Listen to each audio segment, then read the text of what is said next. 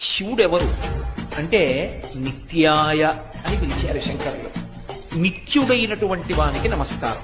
నిత్యుడైన వాడు అంటే అనిత్యుడు కానివాడు. కాల సంబంధం ఉంటే నిత్యం అంటారు. శరీరములు ఉంటాయి లోకంలో, అనేక శరీరాలు. ఆ శరీరాలు ఎప్పుడూ ఉన్నాయా అని అడిగారు అనుకోండి, అవి ఎప్పుడూ ఉన్న శరీరాలు కావు. కాలమునందు ఒకప్పుడు ఉండి ఒకప్పుడు లేకుండా పోయేటటువంటిది ఏది ఉంటుందో అది అనిత్యము. అనిత్యమైనటువంటి వస్తువు అన్ని వేళలా ఉంటుంది అని చెప్పడం సంభవం కాదు.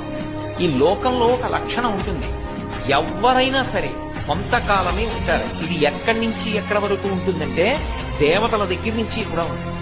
అందుకే దేవతలకి త్రిదశులు అని పేరు. అంటే వాళ్ళు పుట్టినప్పుడు 25 ఏళ్ల వయస్సుతో పుడతారు.